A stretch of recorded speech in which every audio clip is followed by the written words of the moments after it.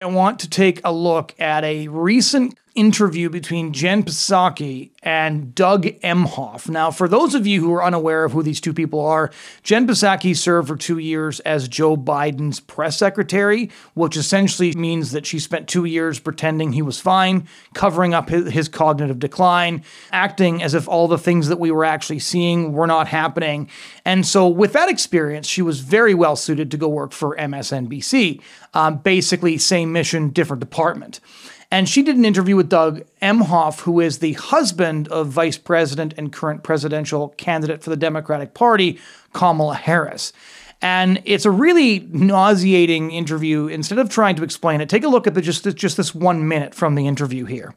Something that has also been an important part, or an interesting part of how people have talked about your role here, is how your role has reshaped the perception of masculinity. And I'm not sure you planned on that, but you are an incredibly supportive spouse. Has that been an evolution for you? And do you think that's part of the role you might play as first gentleman?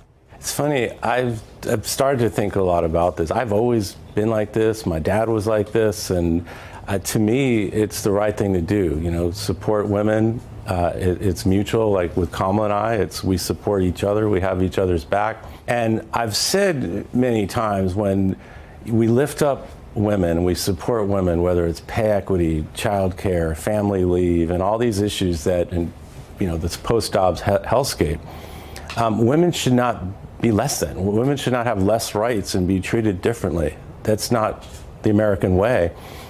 So that was Jen Psaki asking Doug Emhoff, why is he such a paragon of masculinity? And you see Doug kind of, chuckling, deeply gruntled that he's been asked this question and saying, well, I actually can't help being so amazing. My father was equally as amazing. And we just work really hard at being amazing and doing the right thing. Now, it takes real chutzpah for a husband, and this is important, who abandoned his first wife and children after impregnating the teacher at his children's school.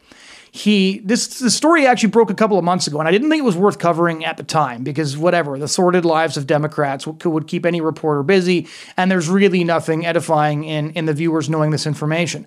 But now that you've got Jen Psaki and MSNBC kind of claiming he represents some sort of shift in masculinity, if that's the claim they're going to make on TV, I think it's worth asking, well, what kind of man is Doug Emhoff? And the unfortunate thing is a pretty shabby man indeed. Again, he ended up getting the teacher of his children pregnant, and then mysteriously she wasn't pregnant anymore. Neither Doug nor the teacher have ever addressed what happened to the baby. Ben Shapiro has stated they very, very likely aborted the baby. One of her friends talked to the press, probably with her permission, said they had a miscarriage. We don't know the details, but this blew up his family. So Doug Emhoff left his wife, left his 2 children. And when this broke a couple of months back, here was the statement he released.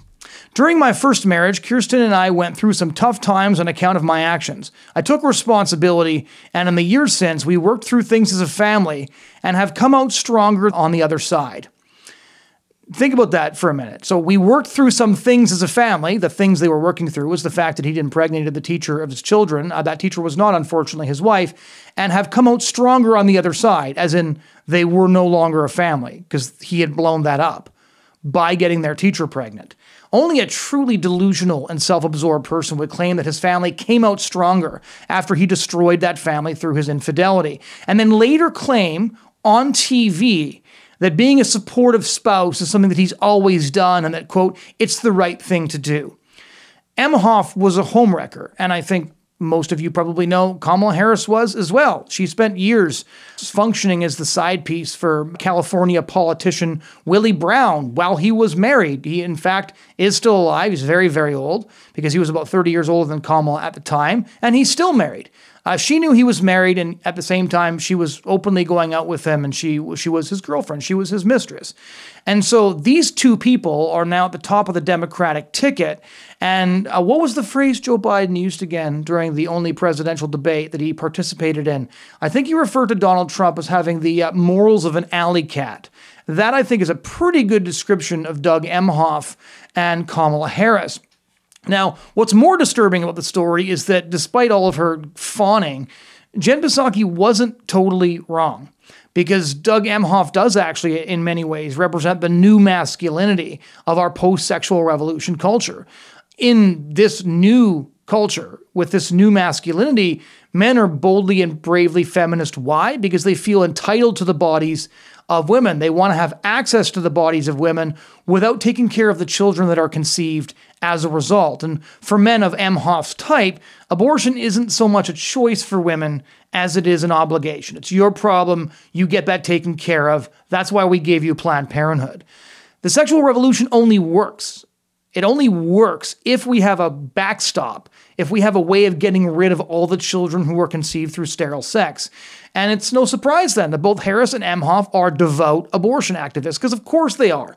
The abortion industry functions as the fail-safe for keeping the revolution they are both committed to. And indeed, later in the same interview, Emhoff bemoaned the fact that his daughter Ella might not have the same rights that his mother did because Roe v. Wade was overturned. Because Emhoff knows that nothing is more important than abortion, because you just never know when it might be necessary. Now, recent studies have indicated that a majority of abortions in the United States include some form of pressure. I can speak from personal experience as a pro-life activist. I have heard from hundreds of women and young girls that they had abortions because they felt like they had to. Because in a culture that teaches you that you can have recreational sex and that if the woman gets pregnant, she can just have an abortion. Again, abortion isn't just a choice at that point. It's an expectation, because the guy headed into the relationship not expecting to have a child and not wanting one. And so if a child occurs, if the act of reproduction works, then the woman is just expected to take care of it. Choice is farcical in our abortion regime. And unfortunately, Jen Psaki is right in one area. Doug Emhoff is a pretty good example of what masculinity has become in our post-sexual revolution culture, and a pretty good example of what men have become in a culture where abortion is the norm and where casual and recreational sex are a normative form of human relationships. Thanks everyone for watching that clip. If you'd like to check out our content on other platforms, you can find us on Rumble, Spotify, iTunes, or wherever else you get your content. Be sure to like and subscribe to this channel and spread the clip around if you like the content. Thanks so much.